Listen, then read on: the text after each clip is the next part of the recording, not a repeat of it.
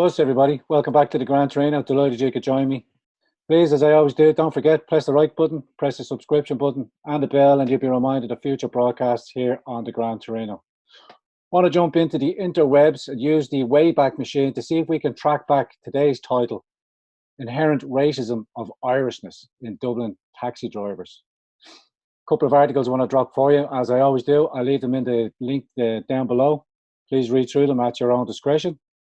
And we start off with this one here from the Irish Independent yesterday. Taxi driver accused of raping passenger in cab granted bail. A taxi driver has appeared in court charged with raping a passenger in his cab in Dublin city centre. The accused, 35, who is alleged to have attacked the young woman last December, was identified as a suspect following a high-profile media campaign, including a feature on RTÉ's Crime Call, a court heard. He was granted bail at €6,000 subject to strict conditions, including a ban on driving a taxi pending his trial. Judge John O'Leary adjourned the case at Dublin District Court today for the preparation of a book of evidence. The accused, a foreign national with an address in South Dublin, is charged with 2 counts of raping and 2 counts of orally raping the woman at Emmett Street on Dublin First on December 9th last year.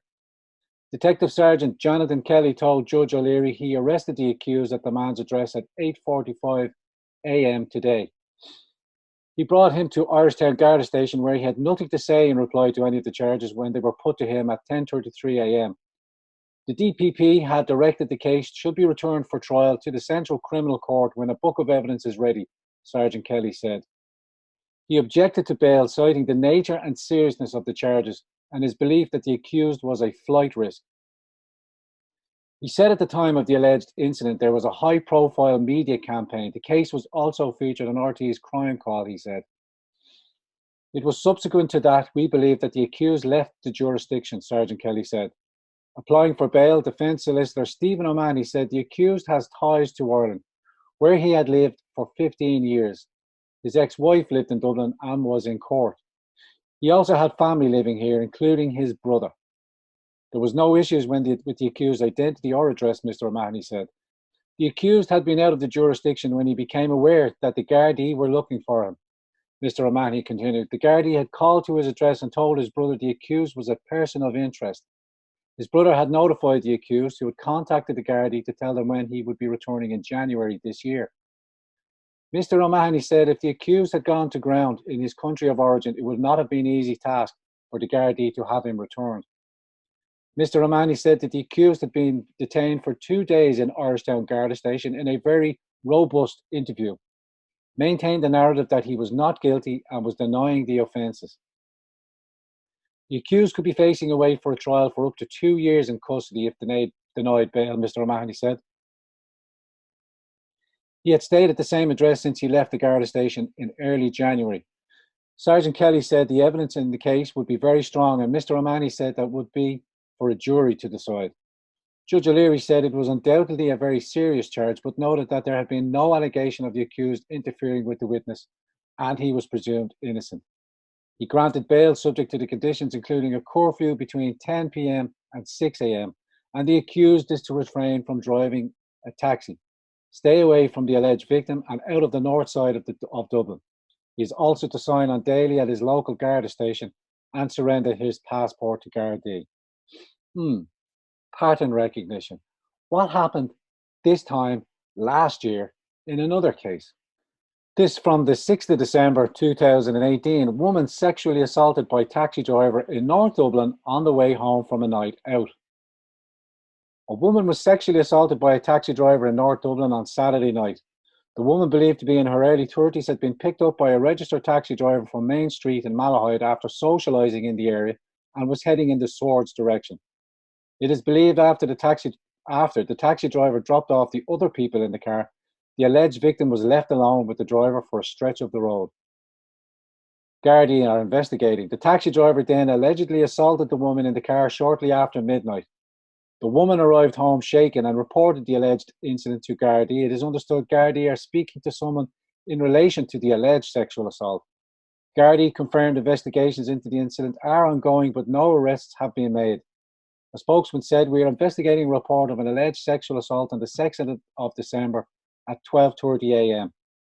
In a similar but not connected incident in the capital at the weekend, a young German student was allegedly assaulted in the early hours of Monday morning. The woman, aged in her 20s, had left the pub in the city centre when she was dragged down a lane in Wine Tavern Street at the Christchurch area and allegedly raped. It is understood the young woman was seen by staff at the Dublin Sexual Assault Treatment Unit in the Rotunda Hospital, and she was given Gardaí a full statement. She has since returned to Germany to be with her family. Gardaí and Kevin Street are currently investigating the incident. A spokesperson said Gardaí are investigating an alleged sexual assault of a female. The incident occurred on the 2nd of December 2018 in Dublin 2. Investigations are ongoing. No follow-up, no resolution to that. But as we are in the Wayback Machine, let's go back and see where the initial outburst of inherent racism of Irishness, inherently racist, Varadkar critical of signs of Irishness on Dublin taxis. Transport Minister Leo Varadkar, then Transport Minister, then failed Transport Minister, then failed Health Minister, and now failing Taoiseach, Leo Varadkar, said the stickers indicating that driver was Irish were inherently racist. This after a unlimited spend by Dublin Bus and the Traffic Authority to find 10 incidences of racism on Dublin Bus, never mind the near 900 knife crimes that have been purported on the transport system. But let's focus on the racism, because that's important. Transport Minister Leo Varadkar has said that the green lights on taxi roofs will have to be removed. He said the other signs on Irish taxis that indicate a driver is Irish are inherently racist and inherently xenophobic. Responding to the journal.ie's exclusive report yesterday that some taxi drivers in Dublin were potentially using a covert signal to each other and potential customers that they are Irish, Varadkar said that the green lights would have to be removed. The National Transport Authority issued an order for the green lights to be removed amid concerns they were advertising nationality. Varadkar followed this up this morning with strong criticism of the action of some drivers.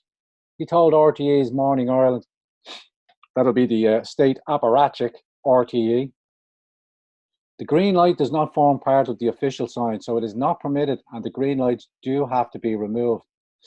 The minister also said that he had seen stickers on taxis informing potential punters that the taxi driver is Irish, saying that in his personal view this was not acceptable behaviour, but doubting whether drivers could be forced to remove them. He continued, "I think it's inherently racist. I think it's inherently xenophobic. All taxi drivers have to be identified. You can see their ID on the taxi when you get into it." How's that working out, Leo?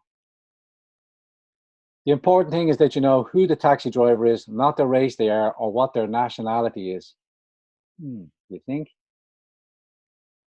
Yesterday, the website disclosed how the green lights are becoming more common on the streets of the capital, with numerous drivers indicating that they were a sign of Irishness.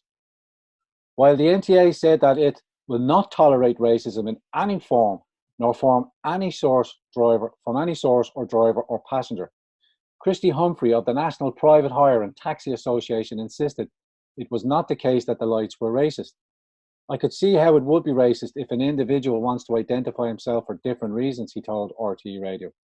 And with all these investigations going on and no conclusion and no results being reported, it just seems another instances of more cases just disappearing into the ethos, as I keep saying. Oh, this happened, but where's the follow-up? With that in mind, and I'll leave you with this article. And do we remember this article from last year? Gardaí identify active ISIS network in Ireland. Gardaí have identified an ISIS network in Ireland that is recruiting young Muslims to fight for the terror group abroad. It has emerged. Note, it's a terror group.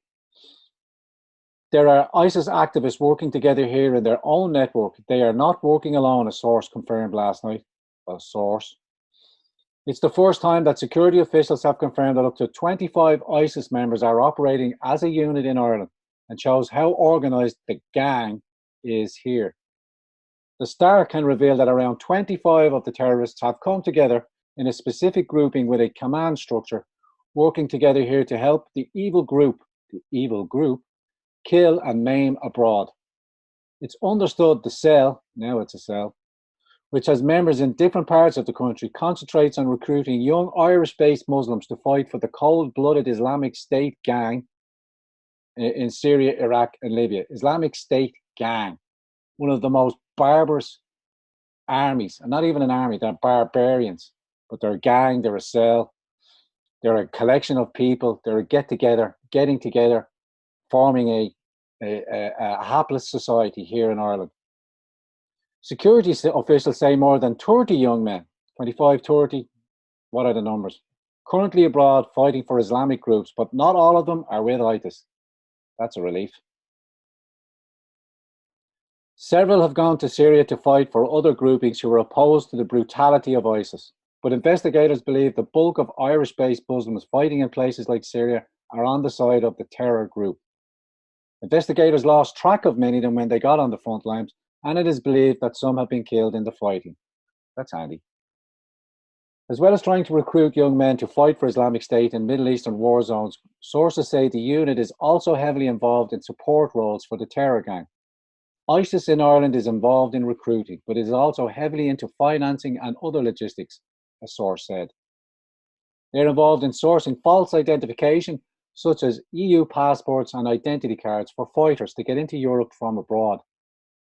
There are some members of ISIS in Ireland who are also connected to gangs that have carried out attacks in the rest of Europe. There is no intelligence that they are planning any attacks here, however. Meanwhile, the Star has discovered this chilling photograph of two main ISIS leaders camping together in Ireland before they were separately kicked out of the country.